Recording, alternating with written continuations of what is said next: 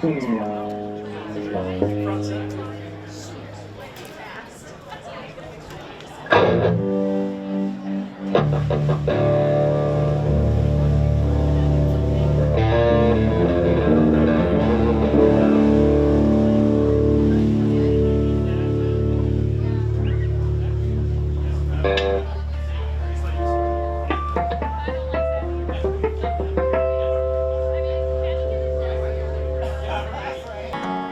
appreciate you guys being here. This is a song we wrote called Ride With Me. I hope you like it.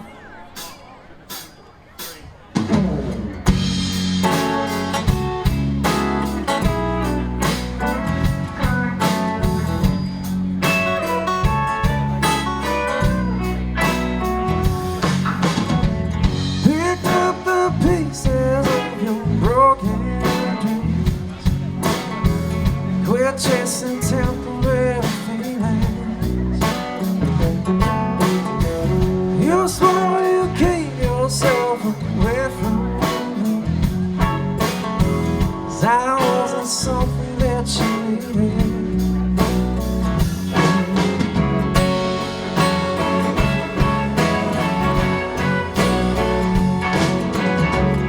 I found that picture in the dresser drawer.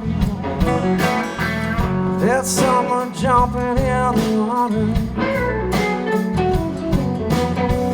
I was thinking, damn, it sure was good before I messed around and lost it. So I pretend it's fine and it's alright with me. You keep moving on and living wild and free, dying slowly. So if you ever get lonely, I'll stay and sleep beside so you can ride. Stephen Chambers.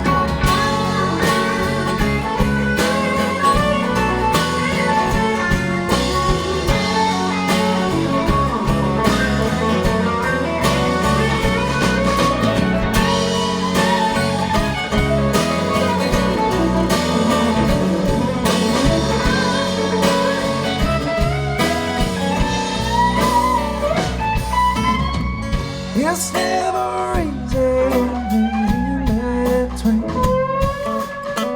Can't tell what's coming in the sleeping. Girl, settle your problems and come back to me, because this love's so hard to beat. I'll pretend it's fine and it's alright. Moving on and living wild and free, dying slowly. So if you ever get lonely, I'll say sleep beside so you can ride with me.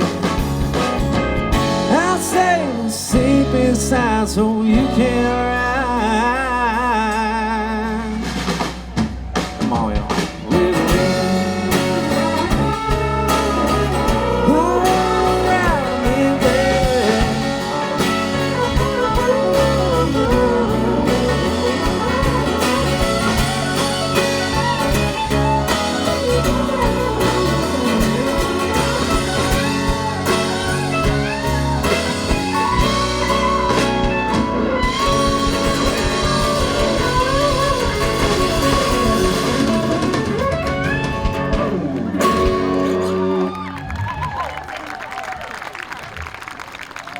Thank you.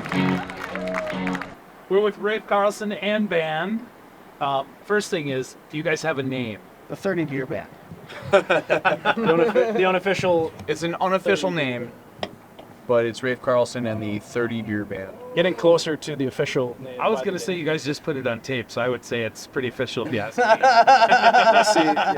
But if you actually calculate it, we're closer to 40 or 50 beers. Really, 30 beers is like the first. Depending on the night. We considered Rafe. It's sometimes open for somebody. It seems like Seems like it rains. I have a feeling that the longer you guys play together, it'll be like the 40 beer band and the 50 beer band and then the shots and 50 Well, we're beer practicing. Band. Let's talk about your music, you guys. First of all, let's touch on the song "Ride with Me." Tell me the story behind that song. I went down to Nashville for the first time in spring of 2021, and there's a formula to writing Nashville country music, as most people are aware, but I didn't know that formula. I was 20 years old or whatever, and so I was just writing the kind of music I knew how to write, and I had a couple days worth of Nashville experience, and I had written with some really big shot Grammy-winning songwriters just through connections my producer had. And I'm like, I got to start just writing. I'd never written music before, so I sat on the edge of my bed at the Comfort Inn, right on a Music Row, and I wrote that in an hour or so. And I ended up scrapping most of the songs I wrote in that time frame because they didn't really fit with the whole. Most people don't know when you write, you got to write some crap in order to get to the cream. Steve told me you have to fill like a whole notebook. I was like, Steve, how do you write a song? Because he's been doing it forever, and it's like, you got to fill a whole notebook. Actually, I think it was one of the Eagles that said it. Like, if you write 100 songs, like at least one of them's gonna be it. Yes. Yeah. So you just keep writing and writing. And that was so that Ride With Me. The cool thing about that is most of that stuff I wrote back then was junk, but that was one that ended up making it out. That was the 1 in 100. No. I think so. It's, is it a hit? We haven't put it out yet, so we'll find out. But I think it's it's one that we play and people seem to like, and it's not out, but people still sing along. We see people in the audience. Well, and it's fun to play. It's super fun to play. That doesn't always translate to being like the audience's favorite song, but it's fun for us to play, so we keep playing it. Yeah, sometimes a good song connects. Sometimes it's just a good song. Yeah, but it feels like to me the ones that are fun for us to play are the ones people respond better to because we're having a good time, so the audience ends up having a good time. Definitely. It's time to party. This is a song I wrote about that thing that lives in your pocket and controls your whole life. If you know the words, which maybe if you've been to a show or two at this point, you might, because it's one of them that... What do we call this? I don't know. This song's called At the Tone. We hope you like it.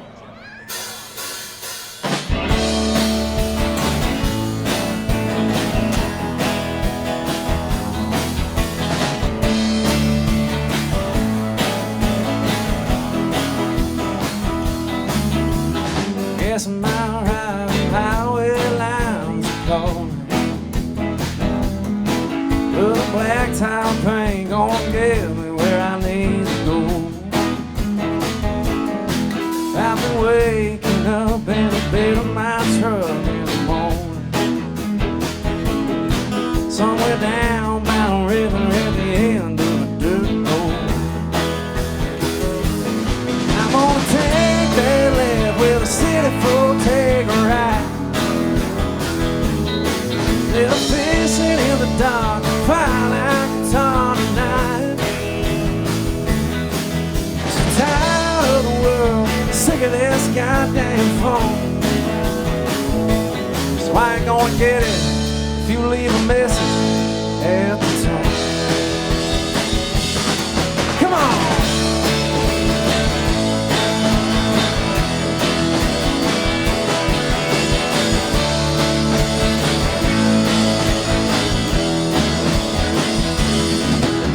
All that scrolling is leaving a hole in my heart.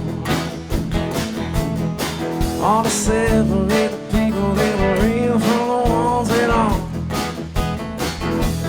You can't fake the sunset or the smell of a white pine. So I'm leaving all the filters and the rest of that shit behind.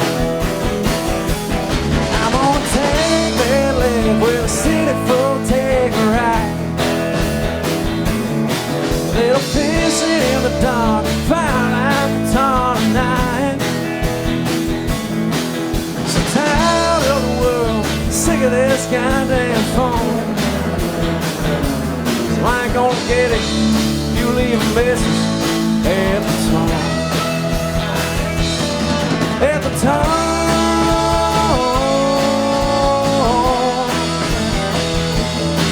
At the tone.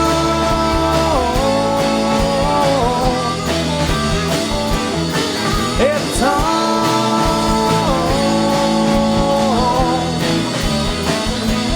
I ain't gonna get it if you leave a message at the tone. electric guitar.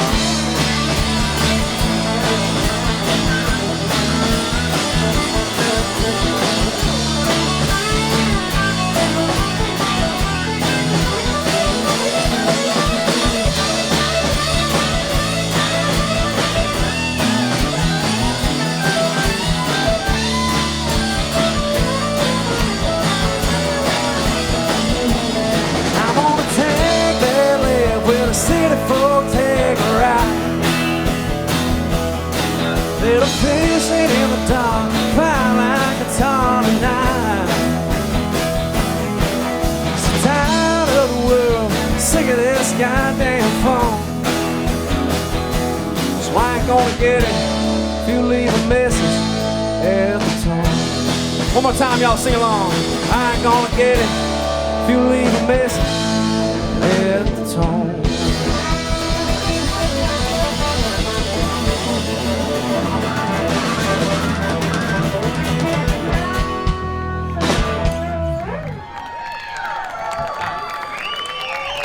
Thank you. All right, so let's talk about the song At the Tone. I love the hook line of that song. That song has such great lyrics to it. Tell me, give me the hook. It's I ain't gonna get it if you leave a message at the tone. You know what I thought that song was about? Because he's so young that he doesn't listen to voicemails. It's texts, Snapchat, DMs, and that's what I meant. Like, you leave a message, I'm not The gonna get digital it. age. But instead, it's It's basically like when you're doing anything where you're trying to run a business, especially in the music business, you're always working with people. Anytime you're trying to do anything, you're working with people. If you're doing anything within the world, especially it seems in the music industry and being an artist, I find myself on the phone, whether I'm texting someone or emailing someone or talking on the phone, and it's just like, man, this is like has to be inhibiting creativity and who knows what else. It's like I just can't like take like a day a week to just like not charge my phone. And so I was thinking about that, and I was with my buddy Troy down in Nashville, and he's 6'6", big Australian guy with a thick Australian accent, and he's just phenomenal songwriter. And we kind of messed around with that idea for a minute, and it ended up coming together where it was like he just said the line. He was like, I'm just tired. He's like, I'm tired of the world, sick of this goddamn phone. And I was like, that's cool, something. And then I was like, well, I ain't gonna get it if you leave a message at the tone. So it became a song. So it's usually it's cool how stuff comes together in Nashville. so it's more about just leaving your phone behind. Yeah, ditching that thing. Yeah, it's things come together quick. Sometimes you just spend hours trying to get something and nothing happens. But that was one that just. What I like is how the songwriting has changed over the years, because if you go back to Blake Shelton's Austin, leave a message, he'll get it, and they're listening to each other's messages, but now your phone follows you around and you just don't want it anymore. Yeah, it's just so overbearing, cumbersome at this point. But yeah, I kind of spent some time in Nashville, and I hit a point. I lived down there from last December until May, until we came up on this tour through the Midwest, and I hit a point where I'm just like, man, it's like you wake up in the morning, okay, I want to go like for a walk, or I want to do something, get in nature, and it's like you're just in a concrete jungle, and I can handle doses of that, but living down there was a total culture shock and new experience for me. And so you can hear that in my songwriting. It was probably like a month. I mean, I was writing every day with someone. It's probably a month where like almost every song is like bashing on the big city. Like I'm ready to get back in the woods. So, and some of those songs stuck, like Big City Lights and At the Tone and Hard as Hell to Find. What a beautiful area you live in. I'm going to say it again. Thank you so much for coming out. It's so great to be back in Duluth. We love playing shows in the hometown. It's cool to see some familiar faces. And this is a song I wrote in Duluth, not in Nashville. This one is about getting out in the woods, and this one's about, maybe Nashville inspired me a bit, all the concrete and stuff around there. Maybe I want to come back to this beautiful place we live in. This song's called Hard as Hell to Find.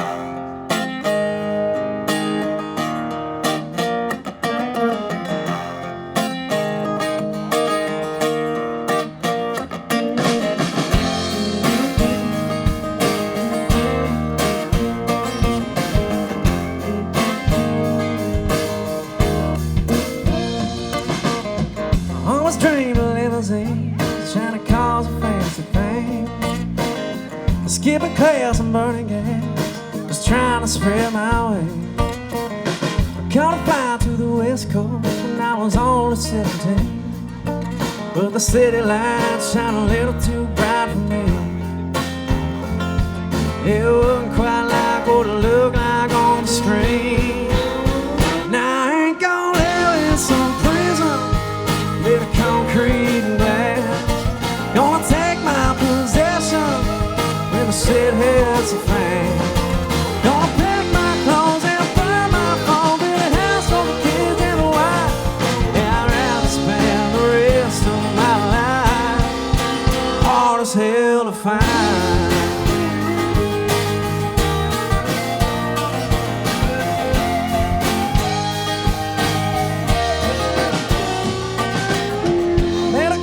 Michigan, found a way to hold me down. It's getting dark in my house, somewhere outside of town. And every night I was feeling right, till the day she got that call that her job was gonna move down to St. Paul.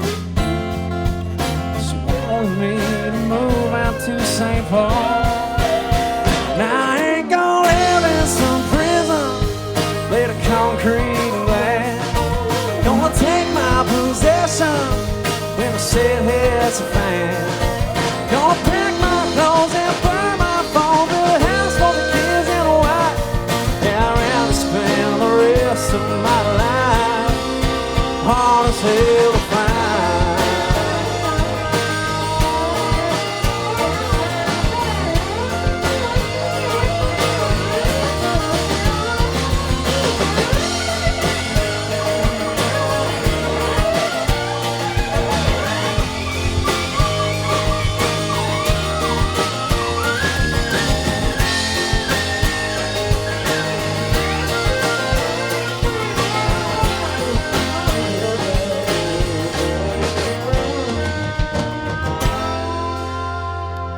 Don't try to resist them, cogs in the system, rumble down the night.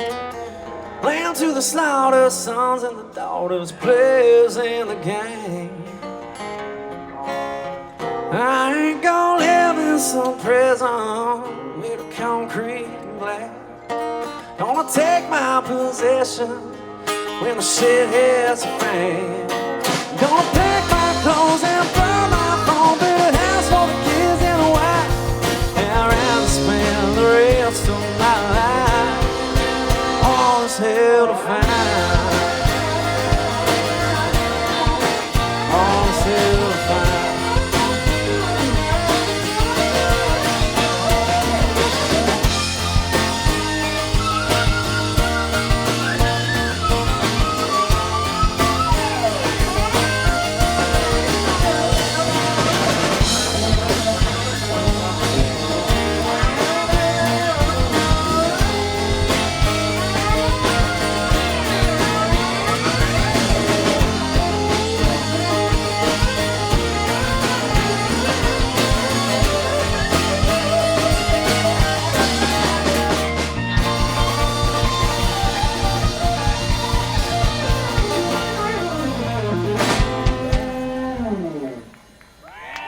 How we feeling? Someone's gonna have to buy my cousin Steven a new finger slide over here. Watch out for the broken glass. That's how you know you're having fun.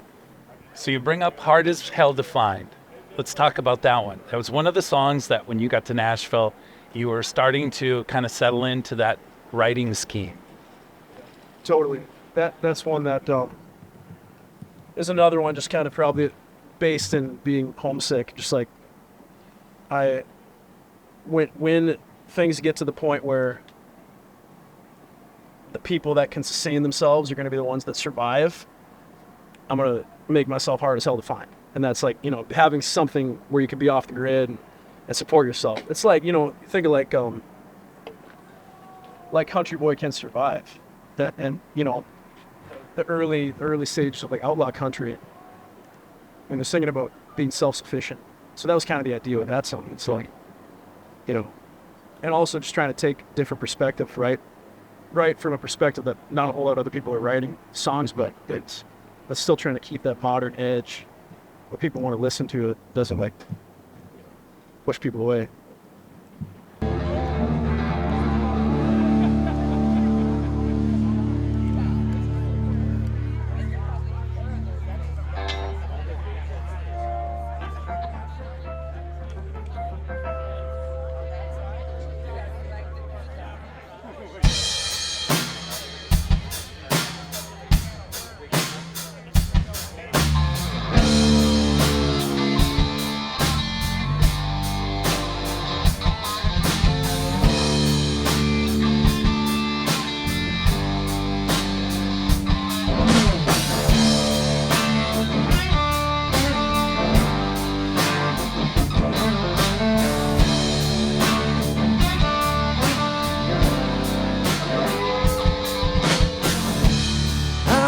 Track of all the words I said. Would have been better off inside my head. Yes, I did some things that I regret. 'Cause you can't forgive if you can't forget. Well, I could have done this and I should have done that.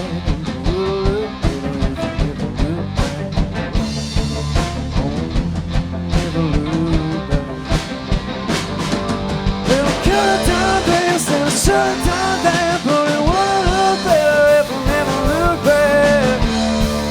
Oh, never look back. Never look back.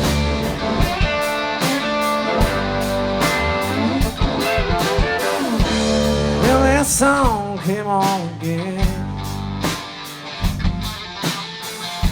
I felt you trying to draw me. I can still feel your skin. But time don't care about where you've been. Well, I could have done this and I should have done that, but it would look better if I never look back. Come on.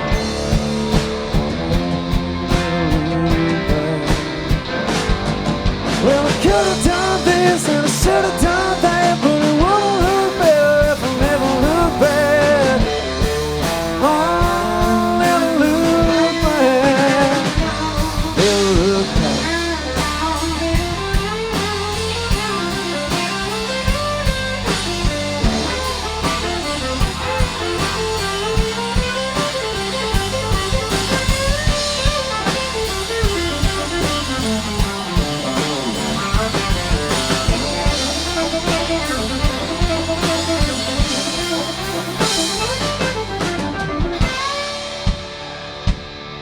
Well, I meant what I said, and I said what I meant, and I did what I did.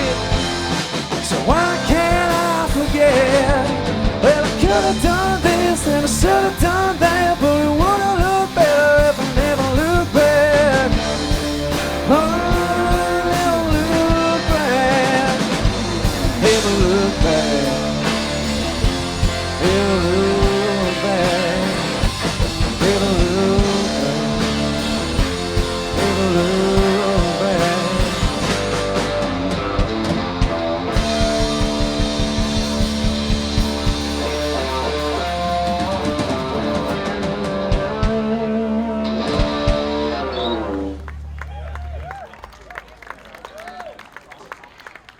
Never Look Back comes later in your song list.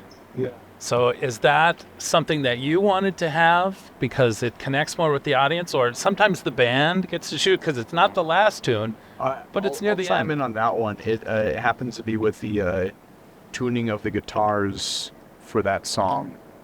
Eventually we switched to different guitars, alternate tuning, and that song just happens to land in that tuning. So it's a coincidence that that's at towards the end of the night, though. It's definitely a Even though heavier it song. seems more like a end of the night type song, but that's all coincidence, just because of the tuning. So it is kind of a band thing more than it is like It is. a connection. Even though it connects really well. I mean, the crowd was into that one. Yeah. Right. Well, we didn't make the decision. It's just the made you. order of operations, if you will. My favorite thing with that is, so it starts, Nate kicks it in, and it kind of just, it starts with that drum beat, and the song's not even out, but I know some of our fans, like, people tell me all the time, like, that's our favorite song. That beat kicks in, they start dancing. People know the song, and then, like, that riff. So we did it at Bayfront, we opened for John Party, and, like, people just went nuts, and, like, it's not even out, people are singing along, so I had a meeting, actually just last week, with my producer, and we were like, oh, let's just put it out. So that song, Never Look Back, is coming out October 6th. So we'll do some promo and stuff. There's a lot of people, they're excited to hear it. So they got a little taste of it. A little taste. So I heard an interesting story. Your dad came over and told me about this. A guy that you write with a lot, Tim Rushlow, used to be in a famous band that we know, Little Texas. You've written quite a few songs with him. He is a member of a band called Front. And they're playing near here. Yeah, I was texting him this morning because he didn't know. So, like, we're opening for them. But when you sent him the picture, he's like you. He didn't even want to look at it. And he was like, yeah, whatever. It was funny because I texted him and I was like, hey, Bubba, we'll see you September 8th. And he was like, oh, cool. Let me know how many tickets you need. And I was like, oh, thank you. And then I just sent him the concert poster. There was like them. It's like him, it's Tim, and this lead singer of Restless Heart, and the lead singer of Lone Star. So Larry Stewart, Richie McDonald, Tim Rushlow. So it's like a country music supergroup. And so I sent him the concert graphic. Then like a minute later, he replied. He was like 3 or 4 tickets, or how many tickets? So he didn't even look at it. So then I was like, wow.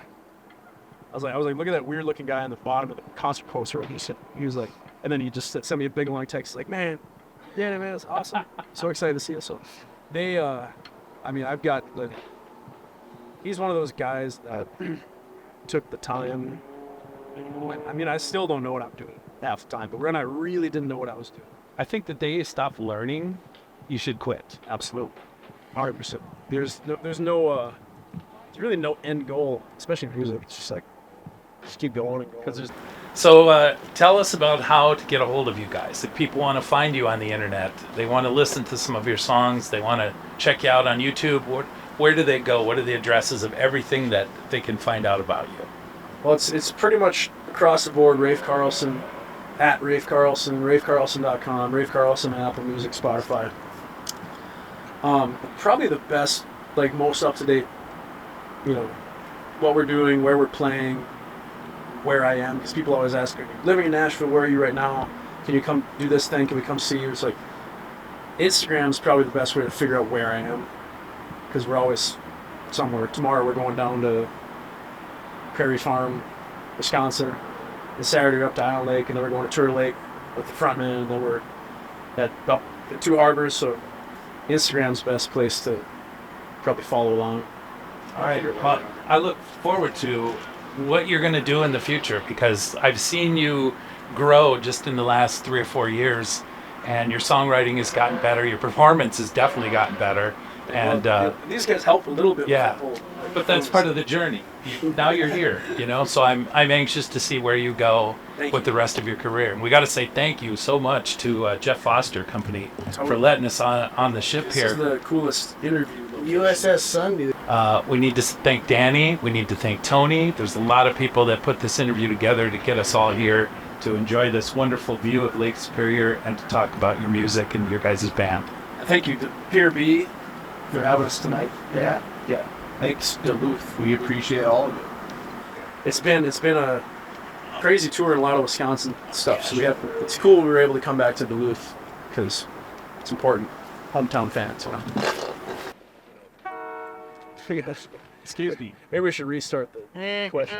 Chris is farting. Okay. John's getting a phone call too. He's talking to the guy. I know, right? See, but I think that'd be funny. In the middle of the interview, he's like, yeah. Hey, what's up? He needs to listen to the song Matt the interview. What's up? What's up? Tell him you're on TV now. Yeah. John's on television. Well, we're on break because the train was making noise, so we had to like cut it. But Oh, he was calling. now it's a I'm train. making noise, so I gotta go. Not a boat. That one was a train. I know the It's true. difference. It's the train. This Daisy? Train coming right. No,